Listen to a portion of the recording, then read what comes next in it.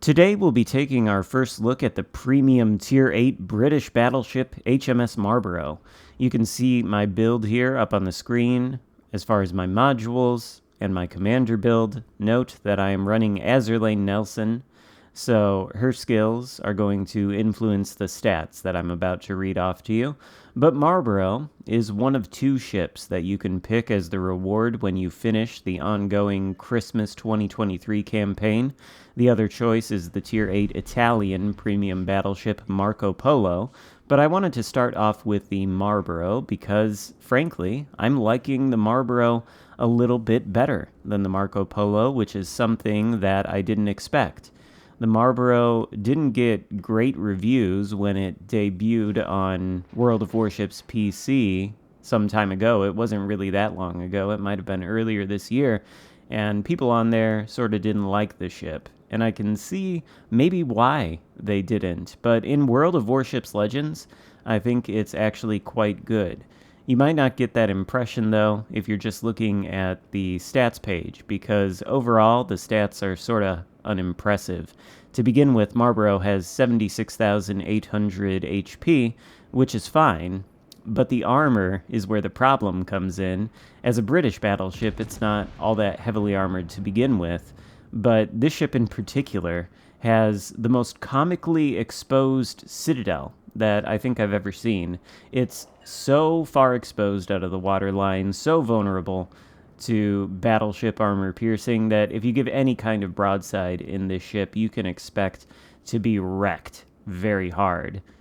By the same token, though, you can wreck ships in return because you have 16 guns, more than any battleship has at Tier 8. Of course, with that large number of guns comes the downside of the guns being small. These 16 guns are only 356 millimeters, which means they're 14-inch, I do believe, and as a consequence, they aren't really going to be overmatching anything at this tier, or at Tier 7, or a Legendary tier. But they are capable of penetrating the broadsides of cruisers, of course, and battleships. They're actually highly effective against cruisers with the smaller caliber. I think it means you have less overpenetrations, and I think these are short-fused armor-piercing shells. But at long ranges, the penetration does seem to drop off a little bit, and I get a lot of shatters. Now, that could be Azerlane Nelson influencing the build because her Big 7 skill does increase both the HE and AP alpha strikes by 16% when fully maxed, but it also decreases the penetration, so that might be playing into it a little bit. The HE, on the other hand, is pretty fantastic. It's got an alpha strike in the range of 5k at base, which doesn't sound all that impressive, but again, you have 16 guns. And it's got a 24% fire chance on each one of those 16 shells. Again, low-sounding number, but with the volume of fire you're putting out, the fires do start to add up. And if you use the reload booster mod on this ship, then you can get the reload on these 16 guns down to 22 seconds. So you're practically firing them like a cruiser, HE spamming and AP spamming. Obviously, that's a little bit of an exaggeration, but it is a quick rate of fire. Maneuverability on the thing, nothing too special. Relatively quick speed of 31.5 knots, turning circle radius of 860, which is quite large, but not as large as some battleships, and middle-of-the-road rudder shift of 15.7 seconds. Concealment, when you spec for it, as I have, is great, 12.6 kilometers. So how is this ship played? Well, it's a lot like the Conqueror, I suppose, in that sense. You sort of want to do the same types of maneuvers, you sort of want to find the same positions, and you even probably want to shoot the same shell types. The difference is you have much smaller guns, but they fire faster. So it's an effective ship. You can see there against the Kronstadt and that other cruiser out there that the AP is no slouch. You do have to be careful of it, particularly if you're in a cruiser, but when the AP doesn't work, and it's not always going to work because, again, it's small, it is short-fused, and it seems to lose penetration at range. But when the AP doesn't work, you simply switch to the HE, and you reload so quickly you throw so many shells downrange that you can rack up the damage very, very quickly. The key to this ship is that it is not a brawling type battleship of any kind. It's not like the Conqueror, which you probably could get away with brawling in if you went at close ranges, because the Conqueror's citadel is like underwater. This citadel, way above the water. You don't want to get close at all. You want to use your concealment to play at medium to longer ranges. You want to look for broadsides and shoot armor piercing at them, and if you can't get any broadsides, then you want to switch to the high explosive and burn things down. And if you do that, you're going to have really no problem in this ship. I think if you like British battleships, this one is actually pretty good. Now, the downsides to it, aside from the citadel being super exposed, well, you can sort of see them here, or at least one of them against the Bismarck. The accuracy and dispersion on these guns is not good. It's actually pretty bad, and sometimes you'll get shots where almost none of your shells hit, despite aiming them well, and that's just because the accuracy on this ship is so poor. But the quick reload at 22 seconds and the number of shells, 16, sort of makes up for that reload. Even if you get sort of a bum salvo, you don't have to wait too terribly long to be reloaded and send another salvo downrange. The other downside, though, is if you want to get all of your guns on target and send your full firepower downrange, well, you don't have very good firing angles. You can sort of see them here. You have to give a lot of broadside indeed to get all of the guns on target, and again, if you give a lot of broadside, well, you're opening yourself up to be citadeled into oblivion. But aside from that, aside from the relative inaccuracy of the guns, see there, that salvo is, oh my gosh, that's terrible, and the results aren't great either.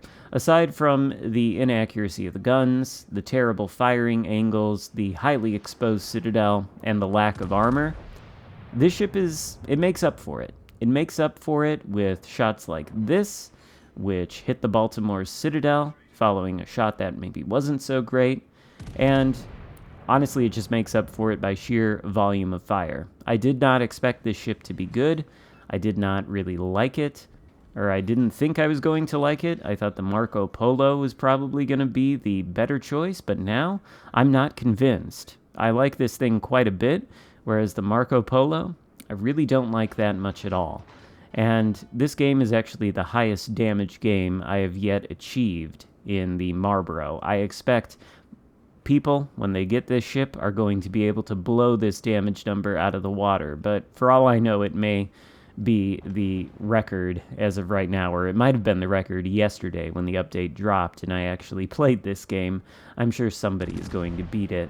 In any case, we've won our flank over here on the Charlie Cap. We're moving now toward the other side of the map, toward Bravo, to try and get shots on the enemy ships. We see a Musashi out there. You see we hit him. He's slightly angled. We get 1 penetration, 5 ricochets.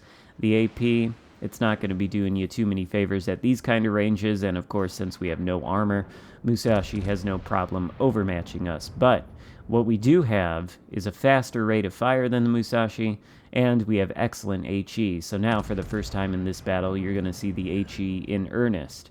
And I do want to say that the numbers you see here, of course, again, they are influenced by Big 7, which buffs the Alpha Strike on the HE by 16%. So if you don't have Azurlane Nelson and you play this ship, you may not see the HE being quite as good, but with an Alpha Strike in the 5,000 range and the same fire chance, you're still going to be starting a lot of fires, and you're still going to be doing a fair amount of damage, particularly when you can get all your guns on target.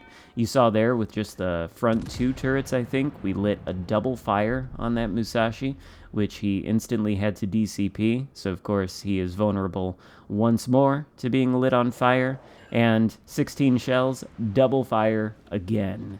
So 24% fire chance. While it doesn't sound great on paper, in practice it's actually excellent, and this may be one of the better HE spamming battleships in the game, just because of how many guns it has and how fast it reloads. I don't think any of the other British battleships really come close in the number of guns and the ability to start fires with a quick reload.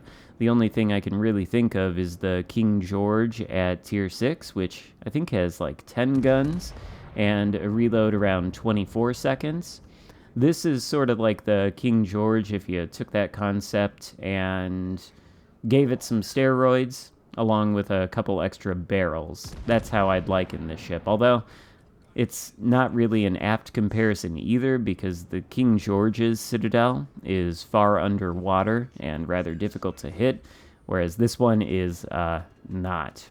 In any case, we've done 163,000 damage. It's just this Azuma and I think 2 battleships left.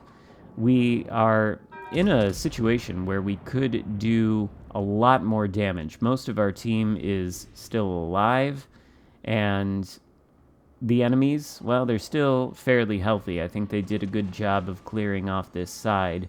The only problem is they're too far away from us. And you can see there, again, versus the angled Azuma, that the AP is not all that effective. And this is an Azuma. It's not the most heavily armored cruiser known to mankind, but it is coated in, I think, 27 millimeters of plating, which is enough to bounce 14-inch shells. So this Azuma can angle very, very effectively against our armor piercing. If it gives us broadside, we might be able to hit his citadel and potentially dev strike him. But if he doesn't give us any kind of broadside and he wants to continue to maintain his angling, that's fine, because much like him, we have fantastic high explosive, and our high explosive is going to have 0 problems penetrating his armor scheme practically everywhere, and the fires it lights, well, they're not going to be too fun for him either. We've already got 1 fire burning merrily as we tick up past 170,000 damage done, up to near 180,000. Rest of the guns are out. You can see that every shell that strikes this Azuma has no problem penetrating, and the Alpha Strike is good enough. We're approaching 200,000 damage done now, and really, this game is wrapping up. I think the only thing that prevents me from getting more damage than I do by the end of this game is the fact that my team is so far ahead on points, and, well, we're just going to win before I can get into a position to really start raining HE spam down on these last remaining battleships, one of which is the Marco Polo. So we'll pause for a brief comparison, a scientific test, a contest between the Marco Polo and the Marlborough. Which is better? The Marlborough gives the Marco Polo broadside and takes no punishment in return, but the Marlborough punishes the Marco Polo's broadside not very well. You can see we did actually get 1 shatter there, and we're not even very far away from the guy. So AP, sometimes it's a mixed bag. The HE, though, very consistent and reliable. Since the Marco Polo is somewhat angled, we're switching to the HE, and, well, his armor's not going to be bouncing that. Oh no, there's a 10k salvo and another double fire. We get the Confederate medal, and we bring our damage done total up to 215,000, which is where it's going to stay.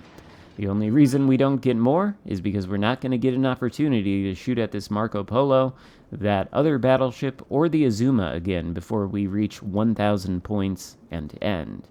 So, yeah, this is the highest damage game I've gotten in the Marlborough so far. It's a highlight from my update stream yesterday. I'll be featuring the Marco Polo as well as the Yoshino in the coming days. I do have a very good game in the Yoshino that I think I might put up next that I did not play on the stream.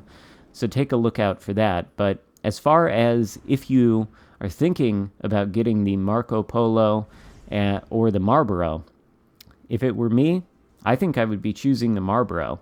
I think this ship, despite its shortcomings, is very versatile and very effective. More so, I think, than the Marco Polo, but more on that in the coming days.